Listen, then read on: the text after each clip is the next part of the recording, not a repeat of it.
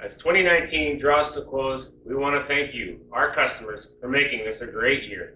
Here at Southwest Diesel, we exist to make a difference in you, our customers, to our employees, and to the families of our customers and our employees. We look forward to working with you next year, and we wish you all a Merry Christmas and a Happy New Year.